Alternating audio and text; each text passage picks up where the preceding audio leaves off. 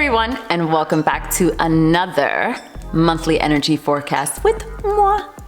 And for those of you who don't know me, my name is Raquel, and I am a Vedic Sidereal astrologer. I've waited a long time to say that. Sidereal astrologer. What does that mean? It means that I take the movements of the planets in relation to the stars in real time.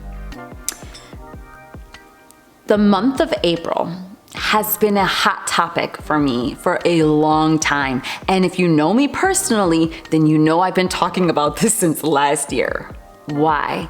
It's because April is kind of like the new year for 2022. Almost every planet is moving in the month of April, and that means major shifts will be happening in our lives, in our world. And so I use the guidance of the planets and stars to let us know and give us insight into how to flow with these shifts, because it is coming. New beginnings. I'm so excited. Anyhow, as a result, because of April and all the changes that are happening, I'm doing a special promotion for you all. In my bio, you will find a link to my offerings, and there I will have a special promotion for transits for 2022 so that you can know how these changes that are taking place, especially this month, are gonna personally affect you. And for everybody else, listen up, because I've got a lot to say about April. So without further ado, let's get into April 2022.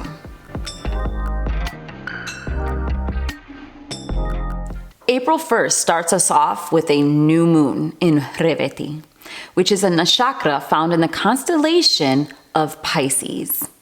Pisces represents the 12th house, the last house of the Zodiac, which lets us know that we have come full circle to an end point, which then will usher us to the beginning. The nakshatra Revati, or star, in the constellation of Pisces, is ruled by the deity Pushan. Pushan is known to help people through their travels home. This can mean to wherever your destination is, or it can mean to the other side. Because of this, I take it as a sign that there could be a lot, not only endings of certain situations in our lives or relationships, but also to life itself for some. And I'll tell you a little bit more why I think this as we move along the month, because there is another sign that there could be a large amount of people who are leaving this planet. But that's okay. For every ending, there are beginnings. The end of a cycle is also liberating us from our past, allowing us to step into our future.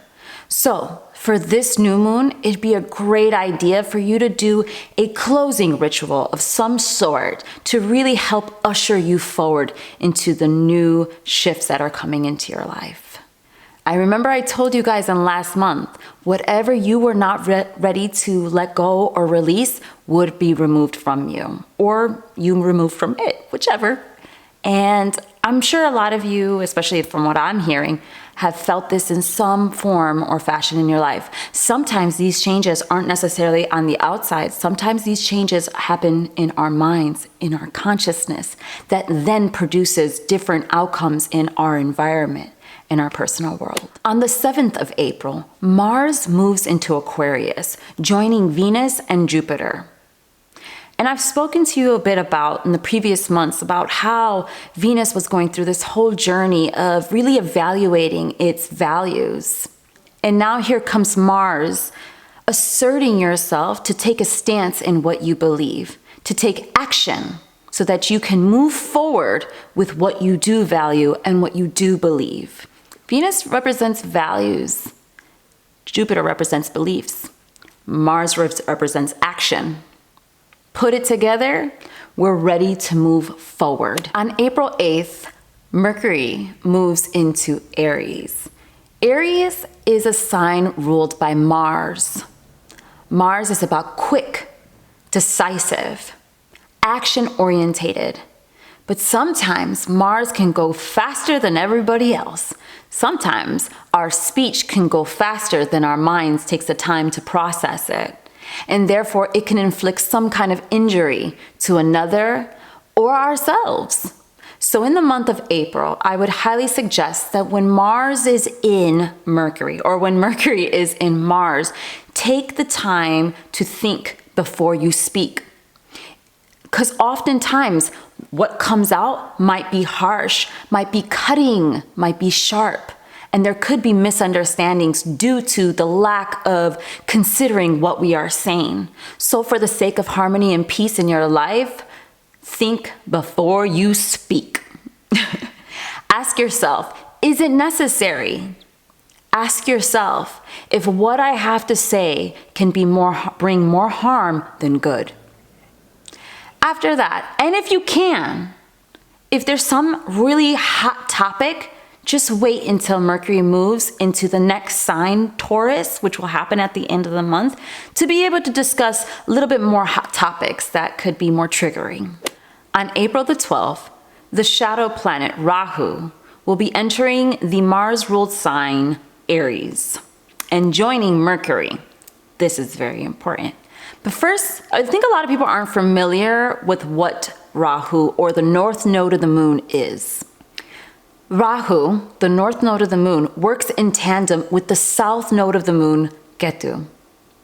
Rahu will be leaving Taurus and going into Aries. Ketu will be leaving Scorpio and entering Libra. They're interlinked. Therefore, they work at an access point. And the reason why Rahu and Ketu is so important is because Rahu and Ketu represent a karmic destiny point. In everyone's chart, there is a placement of the north node Rahu and south node Ketu. This access point lets you know that Ketu is the past that you are detaching and releasing. It's an area of your life that you've already visited before, according to Jyotish, in previous lifetimes. And Rahu, the north node of the moon, is where the soul is moving towards. Ketu, we're leaving, Rahu moving towards. For the soul to develop and grow and experience the area of that house, the area of life which that house represents. Now that's a lot, guys. And it's very heavy stuff because it really is an important foundation in astrology a lot of people are unfamiliar with. You have taken birth because a force has pulled you forward, and that is desire. Rahu represents desire, what you really crave. And therefore, whenever Rahu moves around in your chart, that area of your life is the space in which it's asking you to go towards, to learn and grow through experiences that house represents. When Rahu or Ketu moves over one of your natal or a planet in your birth chart that you were born with, this becomes a very personal experience of transformation. That's why I love to do transit readings for people, to let them know what area of your life is being transformed, because that's a place where Rahu and Ketu can represent. You can consider this as a destiny access point. This transit lasts for 18 months. And as I mentioned before, Rahu was in Taurus and Ketu was in Scorpio. So if you're someone who has personal placements of Taurus or personal planets in Taurus or Scorpio, then you are closing out this cycle. And I'm sure a lot of things in your life could have been transformed. And at the very least, your inner world has been transformed. But now we're moving into the signs Aries and Libra. Once again, if you have planets in Aries or Libra, this is going to be a very personal transit for 18 months. Rahu, the shadow planet, is indicative of an insatiable desire. It is compelling. And because it is linked to your destiny, it draws you forward even unconsciously. Maybe you don't even want it to happen, but Rahu will make sure that you are pulled towards the direction that your soul is asking you to go towards. Now I'm hoping to make a separate video that just focuses on this transit of Rahu in Aries and Ketu in Libra, because it's so important for us to truly understand what that means for our lives. This is a very brief summary of it. But let's talk a little bit about what Rahu does in the sign of Aries. As you know, and as I've mentioned before, the sign Aries is ruled by Mars, a very hot and quick and sudden and active sign. And it's coming in combination with a planet, shadow planet, or graha, as it is referred to in Jyotish, that is very volatile and sudden and quick itself. When you put these two together, this tells me that the changes that are going to be taking place in April will be very sudden. There may not be a lot of warning on the shifts that take place. And as I mentioned before, on the 1st, we're having that new moon in Revati. So we're still showing endings. Then we move into the first sign Aries with Rahu also showing quick, sudden change and new beginnings. Aries represents the first house, and that is our body, our path. It also represents our action, our assertiveness, what we're able to do to go after our goals. When it comes to accomplishing things in life, you want the sign Aries somewhere in your chart to give you the momentum, the will, the gusto to go after it. And as a result, a lot of people will be feeling this active energy within themselves to get things moving, to get things going. However, because Rahu is such a strong and powerful planet, and Aries such a potent sign, sometimes that action is impetuous. That action can lead to accidents. Aries also represents independence. Aries is the first sign, number 1, and therefore it is very much interested in the self, in identity, autonomy, independence. So watch and notice how a lot of people are going to be very fierce to defend their independence. And because Ketu is in the sign Libra, representing the 7th house of partnership and union and the detachment of that, then we can also notice that there will be a lot of transformations taking place in relationships. There can be breakups. There can be a shift in that dynamic because we are going to be more interested in asserting our own sense of independence and will. And that doesn't bode well for unity and harmony with others. But I'm going to talk a little bit more about Ketu in a minute. As a result, some people may be inclined to selfish behaviors or self-centeredness, where the collective may be very big about me, and the attention being on that individual. Because Aries is the first of the zodiac, this indicates also that change, new beginnings. It's a great time to start something new, whether it's a hobby, an interest, a business, or a love. Now, as I mentioned, Ketu is the south node of the moon, and it represents detachment. It represents moksha, liberation. And what liberation means is that you're being set free from something or somewhere. Therefore, if Ketu touches any one of your planets, personal planets, it could be creating a break, a detachment. Because it's in the sign of Libra, how this will collectively affect us. By the way, if you guys hear a little bit of growling, that's my dog. Okay? She's very interested in what's happening outside. So let's just bear with it.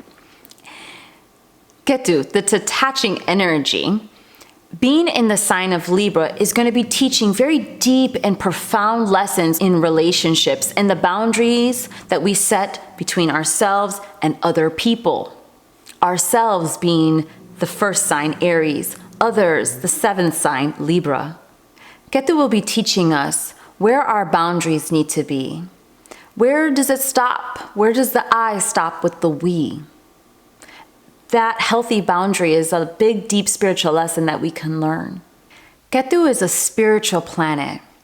And its emphasis in Libra will be teaching deep wisdoms in regards to how important the collective is.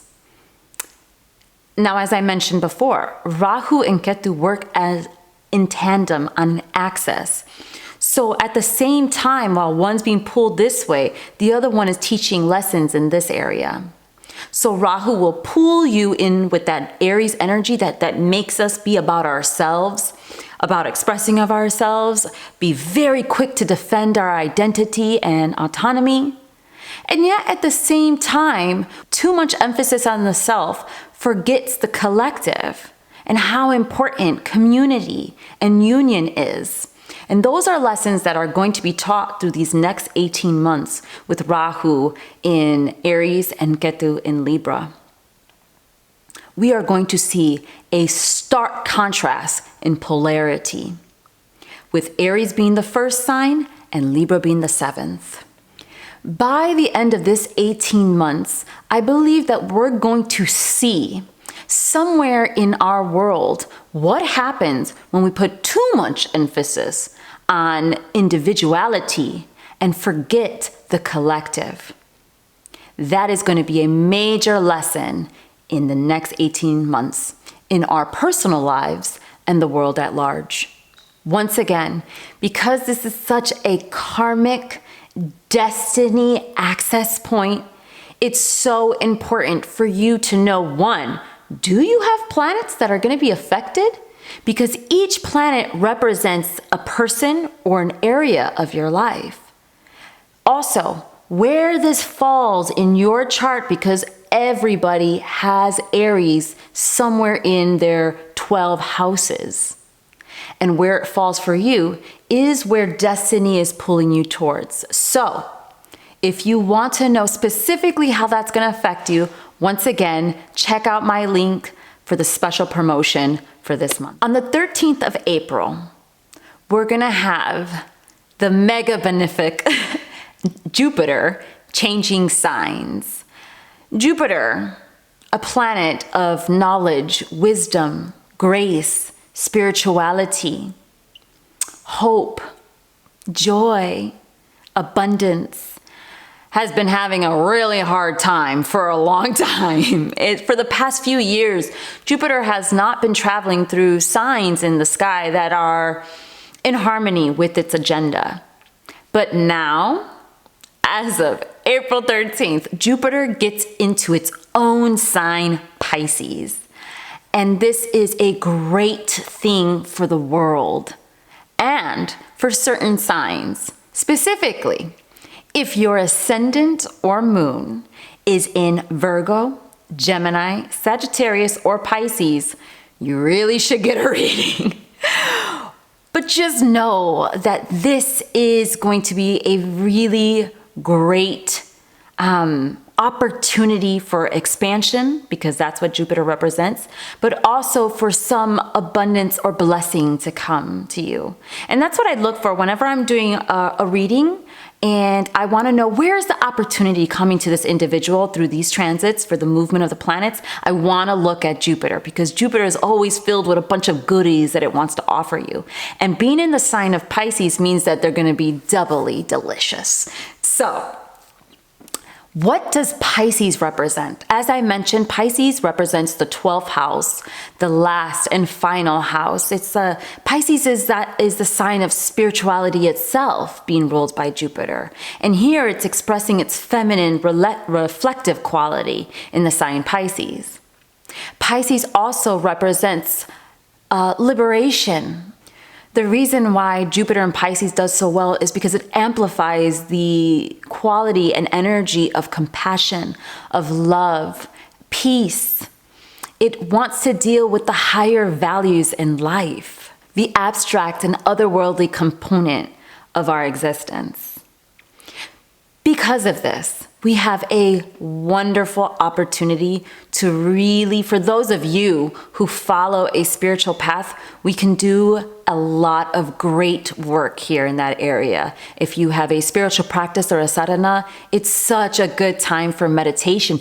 If you've never meditated before or have tried before and were unsuccessful, Rahu is in that sign of initiation, Aries, and Jupiter will be in the sign of Pisces, a very spiritual placement. What a great opportunity to start a new practice that will help elevate your consciousness and your soul. As a result, a lot of people collectively will find themselves gravitating more towards spirituality or mysticism and occult knowledge, metaphysics, which also means that a lot of spiritual teachers can come forward at this time. Or you can find a spiritual teacher that can guide you. But there is a lot of opportunity to gain spiritual wisdom at this time. Now, shortly after Jupiter moves into Pisces on the 13th, around the 17th, 18th, the outer planet Neptune will be also moving into Pisces. Now, this puts a little bit of a coloring or changes the cast of this a bit. I don't usually deal with outer planets as that's not the original system of the Vedic system. However, we do look at outer planets to understand generational mapping, generational consciousness evolving. Therefore, because Neptune represents illusion, it almost has this Rahu Ketu energy of things not being exactly the way that they appear, but also represents spirituality, because in Western astrology, Neptune rules Pisces. Then this says that there might be people that come forward as spiritual leaders that aren't necessarily as they seem. They aren't as they appear. They could be false prophets or false gurus. So during this time, make sure that you really pay attention to who you're learning and gaining knowledge from. Make sure that they are a person that are credible and someone who walks the talk.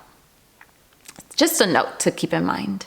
Because Jupiter will be in Pisces, even though Rahu will be pulling a lot of people towards their own selfish self-centeredness, Jupiter is about the collective. It's about everybody. And this is going to further draw that polarity that I was mentioning.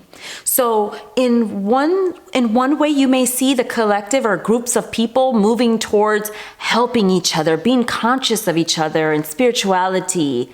And yet there might be another group of people that are more about self-interest, self-gain, and doing things in a way that I'm kind of touching back onto Rahu really quickly. I actually want to make a video on Jupiter alone in its transit in Pisces, and I want to make a video on Rahu and Ketu, because it's interesting how these two are connected. But something I forgot to mention, when Rahu is in Aries, people may be cutting corners, cutting people, doing things in an unsavory way to cheat others. I hate to say this, but there could be cheating in a lot of ways in business and relationships.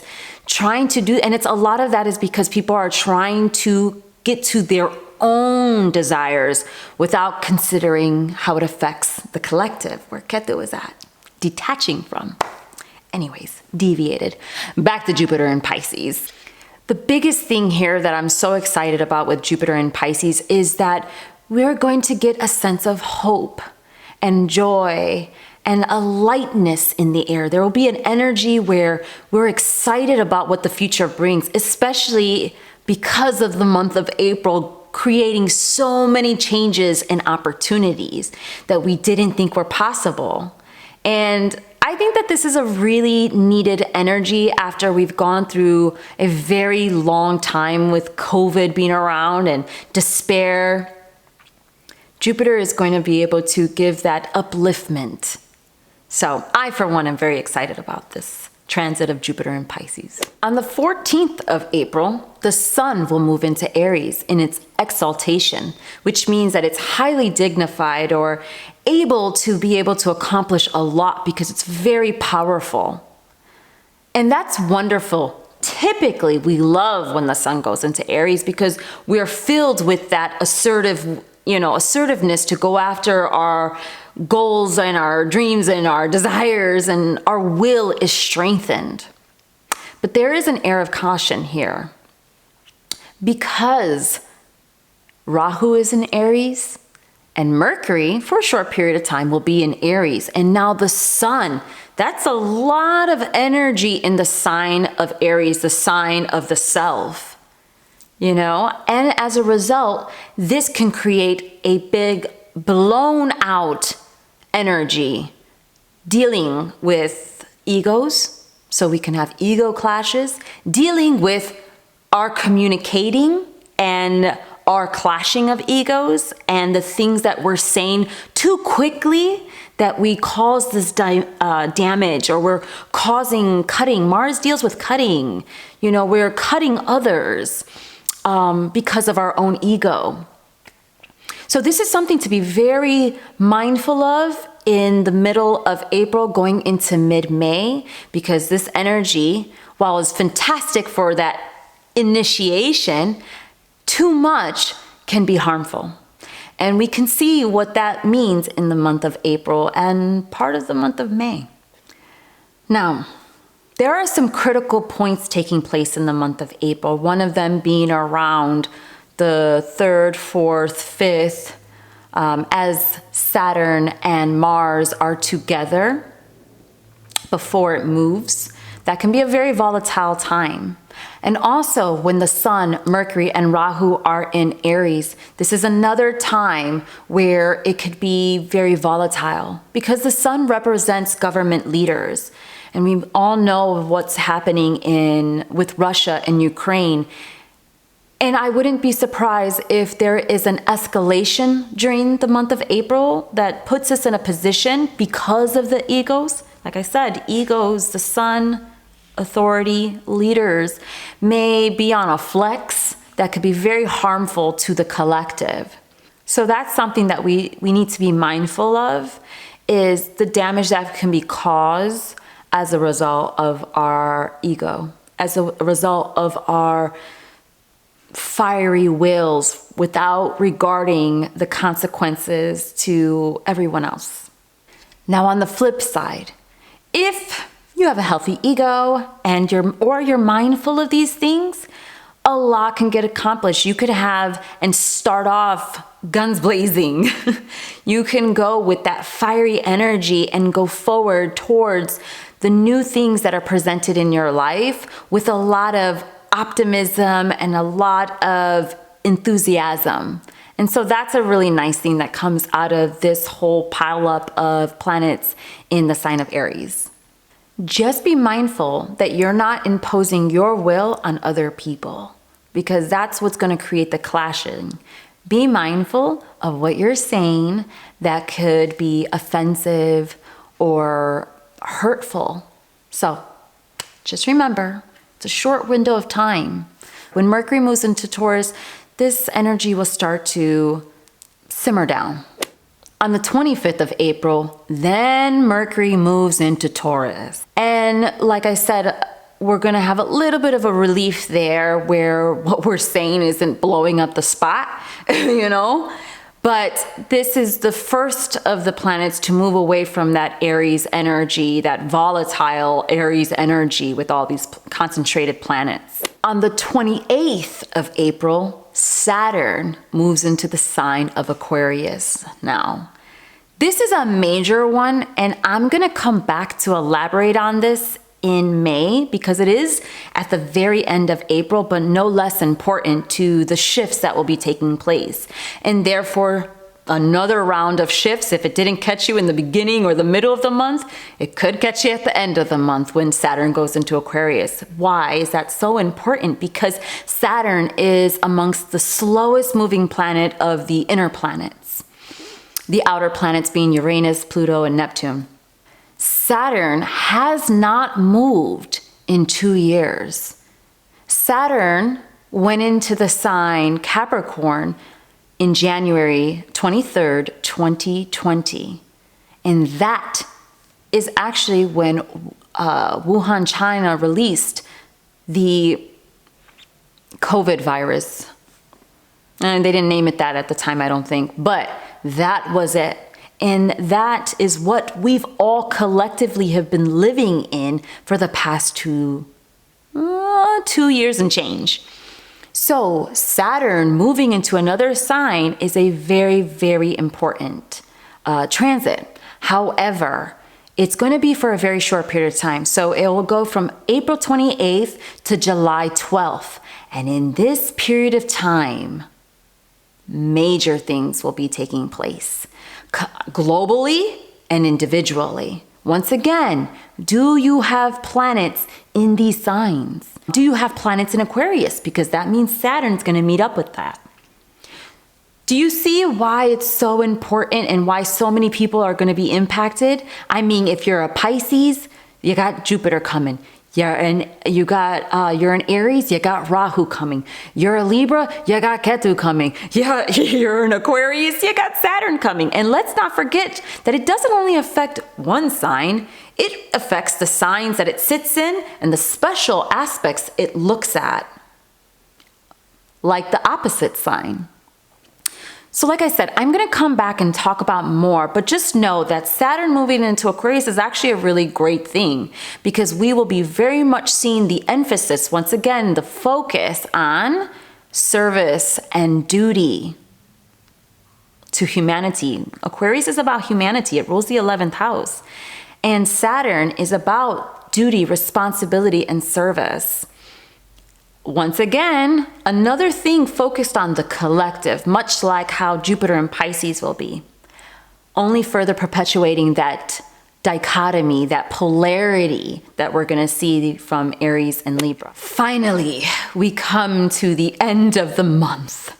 And how funny it is that the very, very last couple of days, we have such a climactic point, one can say, because this will be the first in the new eclipse cycle of Aries and Libra.